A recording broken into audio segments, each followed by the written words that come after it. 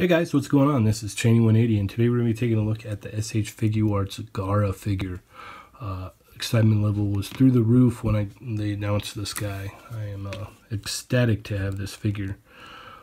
Absolutely ecstatic. I was able to pick it up early at San Diego Comic-Con, and I have my normal one coming in the mail, so I doubled up on him unintentionally. So he pretty much comes like this in the box. This is how you get him. You know, you got all this neat sculpt here. This is a nice soft plastic, so it shouldn't get in the way too much, but we'll delve into that. As you can see, all the paint apps are nice and clean. Everything looks real good the way it's supposed to look. I dig it. The only issue, and we'll get into this just right now, is when he has this gourd on, he's back heavy. So you got to lean him forward a little bit to get him to stand, because he wants to fall back constantly, which kind of sucks. I'm working with it right now. Okay, that's going to be it. So he comes with his normal hands. He also has those crossed hands there. I mean arms, normal arms. Come on now. Anyway, so as you can see, the arms look decent, and he comes with these hands. These hands, two fists, this face right here,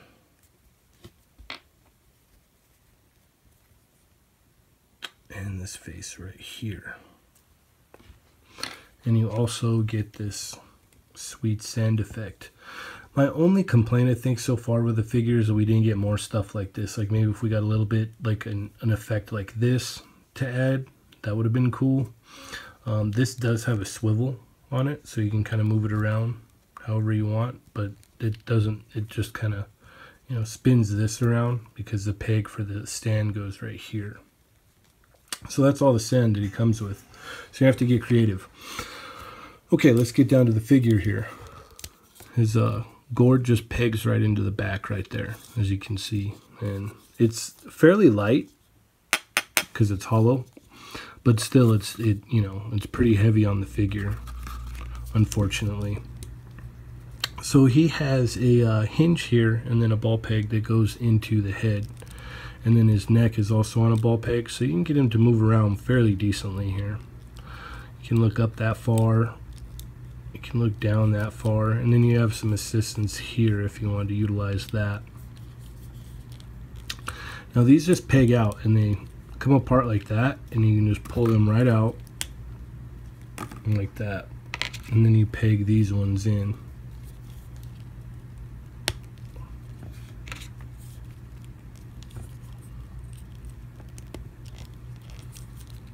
And they just peg right in. And so the arms go up about that high. They go all the way around for the most part. You run into a little bit of hindrance up here by the shoulder. And then your bicep swivel is going to be up here. You got the double hinged elbows. You have the wrists with the little hinge in there and the ball peg, so you can move that around however you want. And then we've got a upper torso kind of ab crunch there. You can pivot it around. You got like a peg here, and oh, there we go. You got a ball peg there, and not much movement going on there. So it's going to be a little bit of the combination of the two, and that's on a hinge there, and I'll show you why. So he's not going to go back that far. He's not going to go forward that far. Now underneath here we've got that newer articulation, which is nice, but the leg gets up pretty far. Not too bad. But the only problem is you can't really crunch him over. He's running into that problem that Naruto had, where the ab crunch is non-existent. So I don't know, he doesn't really like crunch down all that much, I want to say, but it still would have been nice to have a little bit more. It's not too bad, but the legs come out pretty far. This isn't restricting too much, and they go back about that far without it pushing back. And then we have a thigh swivel here, double hinged knee, and then our boot cut or swivel there for the ankle. You got a hinge, but it is kind of hindered there on the ankle due to the pants. And then you have a toe hinge. And since it's on that ball joint or ball hinged peg there, you can move it and get it ankle pivot out of it. So that's not too bad. And then to take the face off, you just pull the hair off, just like any normal Figuarts. Plug it back in, plug that back in, and now you have an angry Gaara.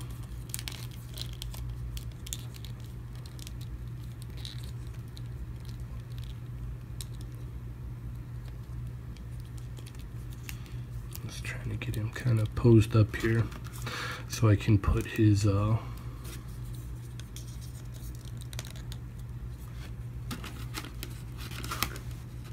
gourd on there. Let's see, you can kind of, yeah, you can kind of make it work. It's just, this is kind of a pain in the butt, I'm not gonna lie. Okay, nope, falling over. Okay, so he is very back heavy due to this, so you may want to be cautious of that. So the effect does come with a stand, so you can just plug that in there. And now you have his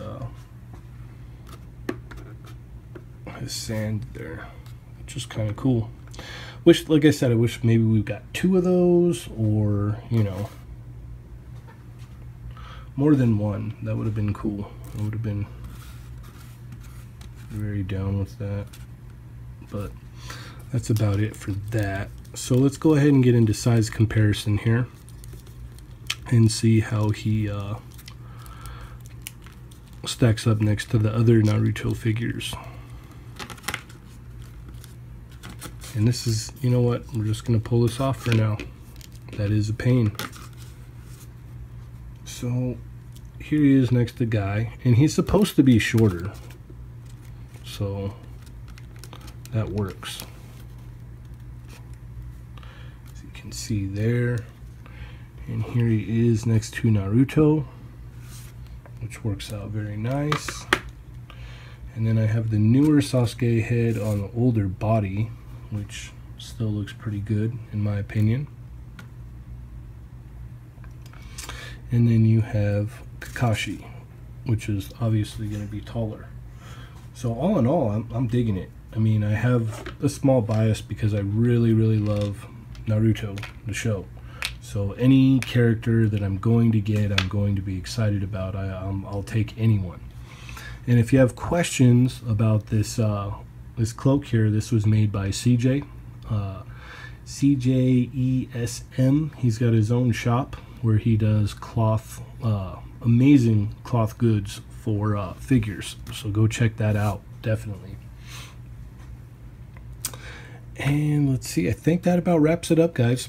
Thanks for watching. Feel free to click like, click subscribe, leave me a comment. Take it easy.